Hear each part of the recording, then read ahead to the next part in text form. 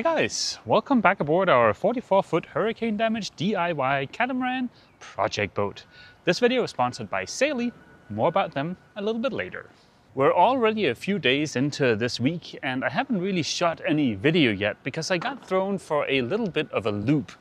I was planning on starting to fare the hulls below the waterline this week, but now I think that might not be a good idea. I think the highlight of last week was getting the steering working. That is freaking awesome. And we should also be able to make some good progress this week because the new flexible couplings are supposed to show up tomorrow. But let's start by taking a look at the hull below the waterline. First off, the reason I want to fare the hull below the waterline is because one of the previous owners got a little bit too aggressive when sanding the hull. It's not super bad, but it's definitely not super fair either. And it would be nice to have it not be so much like the surface of the moon. The reason I say previous owners is because in certain areas like here, you can see that it's sanded through the gel coat into the fiberglass, and then there's primer on top of that. So this is not the previous owner's fault. This is one of the previous owners. Fairing the two hulls of the catamaran below the waterline wouldn't be that big of a deal. I mean, it would suck because fairing is very labor intensive. I've done a fair bit of fairing in the past on our other boat, Athena, both below and above the waterline. So I know what's involved. I know that it does suck a little bit. But for the case of the catamaran, we're only talking about below the waterline. That means no high gloss paint, so it doesn't have to be super perfect. I would just like it smoother than it is right now. A few weeks back when I was removing through hulls, I noticed in particular in this area here, there were some little voids or little pits of sorts. They're not osmosis and they're not super deep, but they are little pinhole pits. I don't know if the camera is gonna pick it up, but there's kind of like a little cluster of them in this area here. Now, they're not super deep, they're maybe under 1 millimeter deep and under 1 millimeter in width also, but yeah, they are little tiny pits. When I first noticed them, I thought it was just that little grouping of them, but looking closer at the hull, it appears that they are almost everywhere. There are hundreds, if not thousands, of those little pits. This is not osmosis. I'm well familiar with what that looks like. These are just like tiny little pinholes, like tiny little voids, maybe like air in the gel coat, or in some cases also a tiny bit in the laminate. Back when I thought it was just a few clusters of those pits, my plan was to touch each of the little pits with a Dremel just to open it up so I could ferret out and that would be done. But now that there are thousands of them, that doesn't really seem like a viable strategy anymore. And of course, my main concern here is that I don't want our future barrier coat and whatever anti-fouling we go with to fail because I didn't get into those little pits. As you guys know, my lovely wife, Ava, has been in London for a little bit helping her sister take care of our niece. Now, staying connected to the internet while traveling used to be complicated, but that's no longer the case thanks to the sponsor of this week's video, Saily. Saily is a worldwide eSIM service that has helped Ava and I stay connected while she's been in London. Using Saily, you can connect to the internet in 190 different countries. It is super easy and quick to set up. All you need to do is to download the app once, and then you're basically ready to travel to anywhere in the world. And if it turns out that your device isn't eSIM compatible, then you can get a full refund. Once you've downloaded the app, you can choose from the long list of available countries where you're located.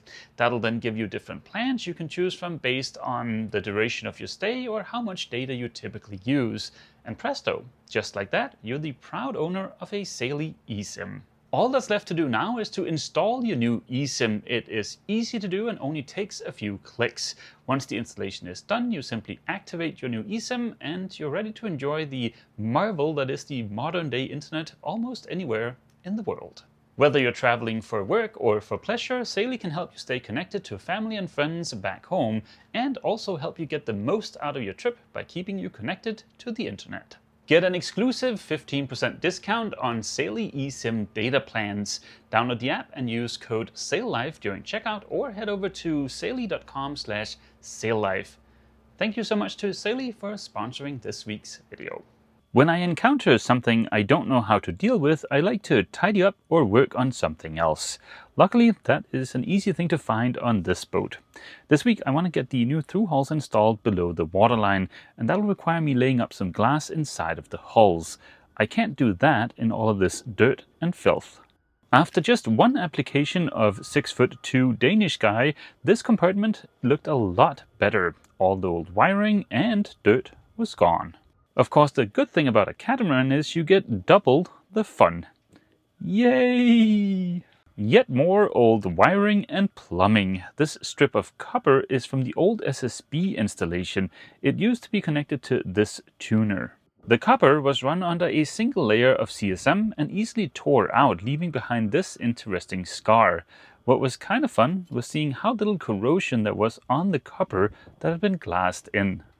The pile of old wiring we need to drop off at the scrapyard is steadily increasing in value. I think that's about $90 here now. There are only a few compartments in the boat that we haven't cleaned out yet. The aft cabin, and in particular the area under the bunk, is on that list. There are mountains of fiberglass dust, some tools and a little bit of old furniture down there. It is a surprisingly deep bit of storage. I can't quite stand up down there, but I easily fit inside of the compartment.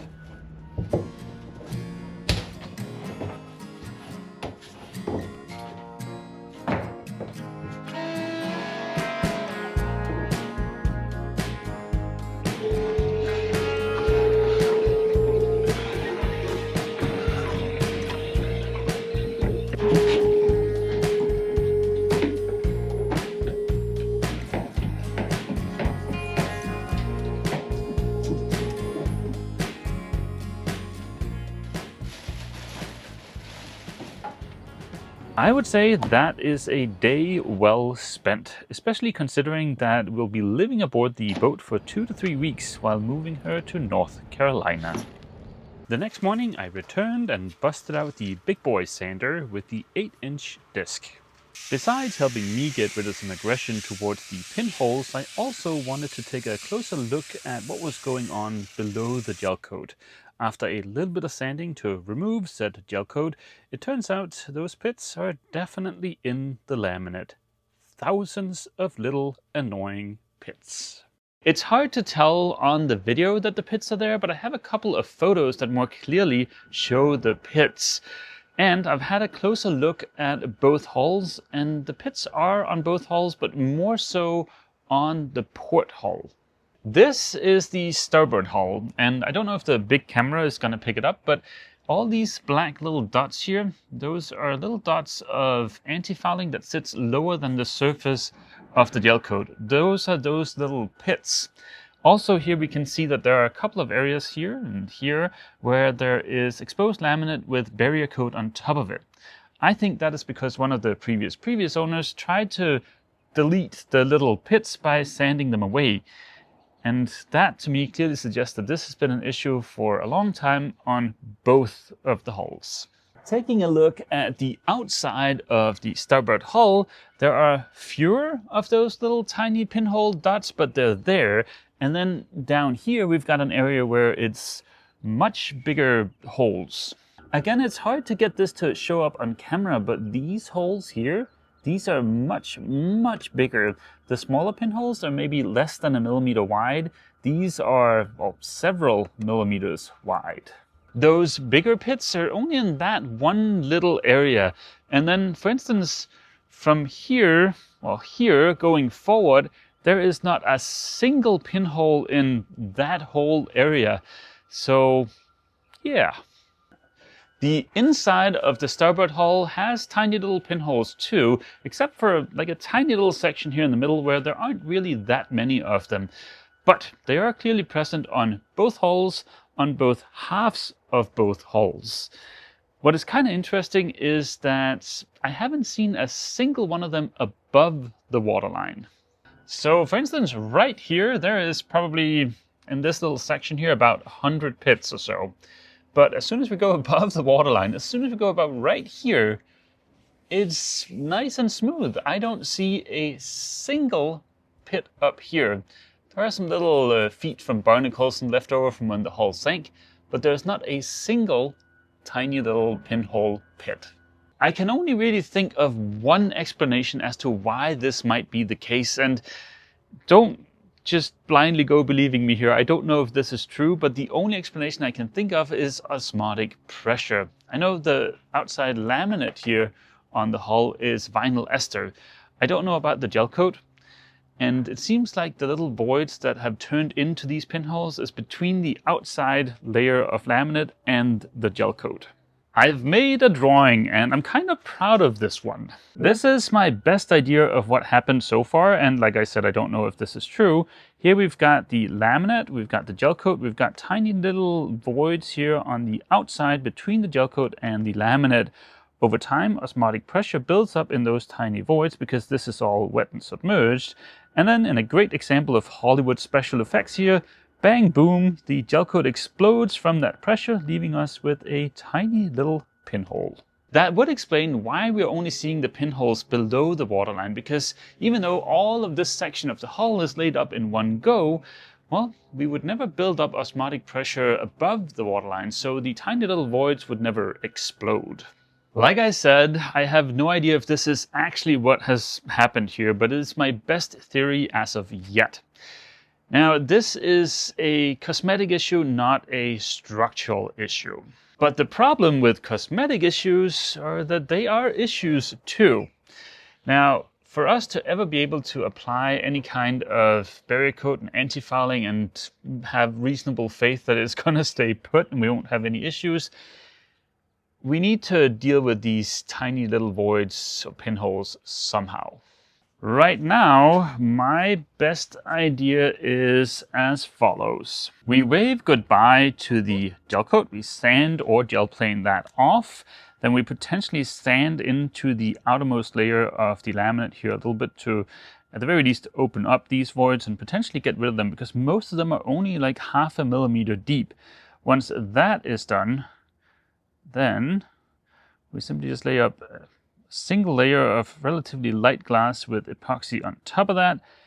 And I think even if we have some tiny little voids below that layer of epoxy laid up laminate, I don't think those are going to burst. I think that is going to be a permanent fix. Taking a trip down memory lane, Ava and I did the exact same thing aboard Athena as a part of the somewhat extensive osmosis treatment. And so far, after Athena being in the water for 5 or 6 years, and at least 4 of those years have been in warm water, that treatment seems to have been 100% effective. We have yet to see a single sign of a single blister coming back on the hull. The good news is that is all something we can do ourselves, and it's not going to be that expensive in terms of materials. The bad news is it's going to be super labor intensive. Not so much getting rid of the old gel coat, but laying up the glass, and then we're definitely going to be left with a very uneven surface that will need fairing. So yeah, Future Mads is not going to be happy about this. In terms of timing for this repair, now is definitely not the right time. We only have, I think, another 3 or 4 weeks left to work on the boat before we have to move it. So yeah, this is something we're going to have to postpone until we're in North Carolina. On a quick little side note here, I don't know if the mic is picking it up, but the freaking beeping and bumping from the dump next door is out of control today. And the amount of traffic on this little road here behind us and the freaking airplanes from the airport right next to us, I am so excited to get away from this noise.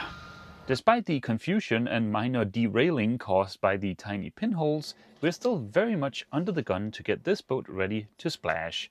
That means we need watertight hulls, and I have a bunch of holes that need to be laminated. This hole is not getting closed up permanently, but it is getting some additional reinforcement so that we can switch to flush skin fittings instead of the traditional domed ones. After having topped off my little epoxy mixing station that I absolutely love because it's amazing for small jobs like this, I laid up 6 layers of 1708 using TotalBoat's high performance epoxy. And just like that, we are done in this compartment. Alas, there are plenty more to go. in the spirit of starting aft and working our way forward, let's take care of the port aft locker. Those 4 holes are from an old diner plate. Moving inside of the boat, in the starboard hull, we need to delete 1 hole and reinforce the hole right next to it. Exactly like I plan to do, these holes are made with backing plates made out of fiberglass.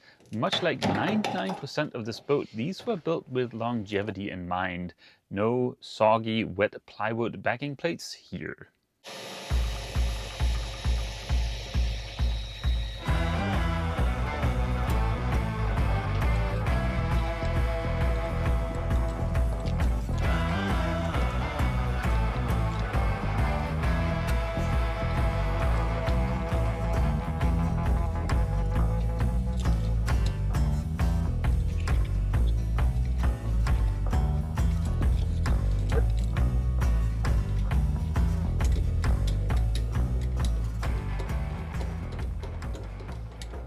After about 45 minutes of messing around, 1 hole was no more and the other one was nice and reinforced. This is not really hard physical work to do. The challenge is sometimes it's a bit awkward to get access. Like for instance in this compartment, I just barely fit in there with the mini belt sander and the vacuum hose. Let's skip forward a few holes and I'll show you this one. This one is on the port side and it'll be the inlet for the engine raw water. What's unique about this one is that it's one of the bigger patches that Brian repaired, and tomorrow we get to drill a hole here and see if that repair looks trustworthy. It is the next day and the laminate we laid up yesterday is curing nicely, so a little bit later today we can go ahead and install the backing plates. Now for that I am 3D printing a little doohickey for getting those backing plates perfectly centered on the holes. While we're waiting for Mr. 3D printer to finish his job, we can go ahead and drill the hole for that raw water intake. Now in last week's video I mentioned I was super disappointed with this Bosch drill and its inability to put a hole saw through a little bit of aluminum. But I went on the internets and I found this Bosch drill instead.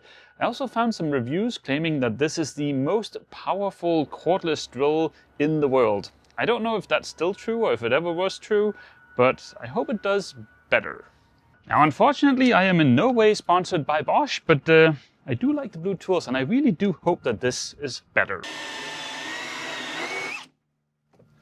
Well, if you are a fellow blue tool addict and you need to drill holes with a hole saw, then this guy is definitely the one to get. I've gone around the boat and I've opened up all the holes we'll need for the through holes. I've also cut out the 5 backing plates we'll use with this 4.5-inch hole saw here. And yeah, this new drill, pretty freaking awesome. It's much better compared to the old one. In fact, it's what I was hoping the old one was gonna be. I've also gone ahead and done a little bit of destructive poking about on the sample we drilled out of Brian's repair on the port hull. And from what I can see here, I think Brian did a good job on that repair. Ooh, Mr. 3D printer has just started on my little green marking line there. It looks like he still has 53 minutes left to go, so let's give him a chance to finish. The 3D print is done. I've already taken this guy around the boat and shoved him up all the holes, so that's why he's a little bit dirty. You might be wondering why I have this green line here. That is the maximum allowed thickness of the hull. The little skin fitting here has to have between 1.5 and 2 centimeters of threads protruding above the nut. That is a rule made by the manufacturer of the fittings and ball valves that I'm using, True Design, and it's because we need this load collar here and we also need enough threads to engage inside of the valve. The hull in certain locations are curved and I only have 1 thickness of backing plates here, so in those locations where it's curved, it's probably going to be too thick, so I'll have to do a bit of sculpting of the backing plates here. And that is why I have the green line, just to be able to easily double check to see that I am below the maximum thickness. I've made 2 different sizes of these because we have 2 different size through hull and they serve kind of a dual purpose. First off, they'll allow me to perfectly center the backing plate on the hole in the hull so everything looks nice and symmetrical. And they'll also serve as a little bit of a sanity check with this guy just to make sure that the backing plate is parallel to the outside of the hull. Could you do this without my little 3D printed contraption here? Yes, a million times yes. But I think this will allow me to get a slightly better result, and also, it's fun to tinker. It is very rewarding when a plan comes together. I poked the pokey bit through the holy bit and slid the backing plate on. Any adjustments to the backing plate were easy and quick to make with Mr. Angle Grinder. For adhering the plates in place, I used a little bit of TotalBoat's high-performance epoxy. I added some milled fibers to that and then used some silica to thicken it to a no-sag consistency. To stay somewhat mess-free, I like to use a piping bag for applying any kind of thickened epoxy.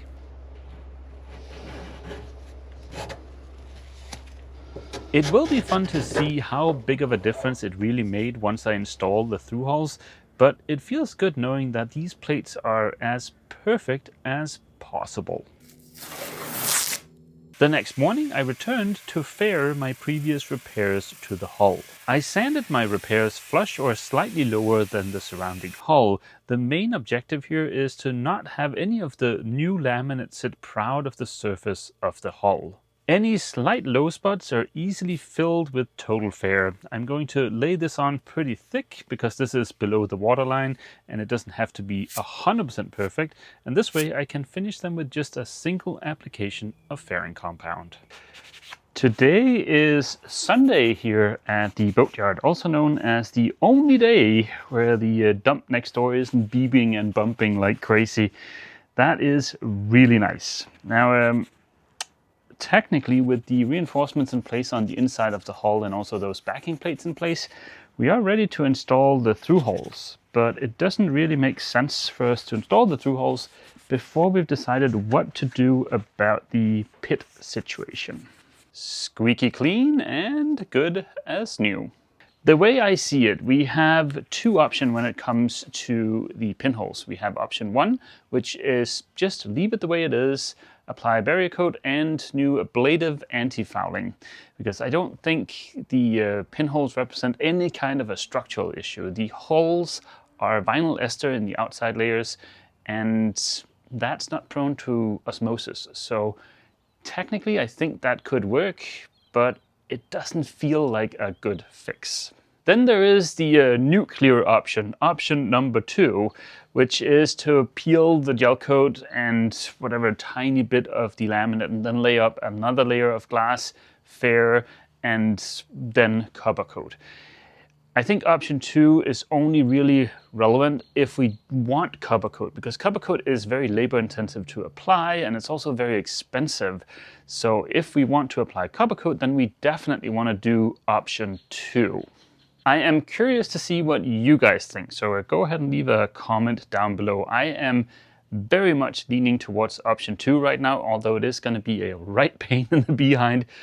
But on the plus side, it will be an issue for future me, which current me don't really care that much about. The reason I'm saying it doesn't make sense to install the skin fittings here before we figured out what we want to do about the pits is because if we go with the flush mount variety here and we then want to gel plane or sand some of the gel coat and some of the laminate off, well, then these are going to be in the way. If we want to go with option 2, it makes way more sense to use the domed ones and then just remove them before we start gel planing. I am a strong believer in finishing on a high note whenever possible, and this week that is possible thanks to Dave from Marinecraft that real quick got us sent the hopefully right size of flexible couplings.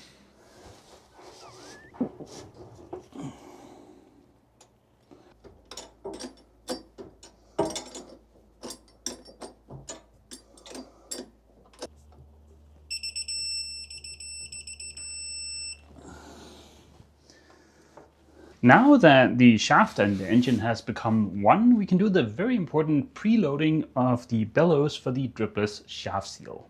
All that means is that this stainless ring here needs to smush the bellows of the dripless seal in, and in our case it needs to do that by 2 centimeters or 3/4 inch. I'll put a little mark on the shaft where the ring is right now, so we have something to measure from. And then we'll get the 2 set screws ready. before we try and smush it in place. And smush a little bit more.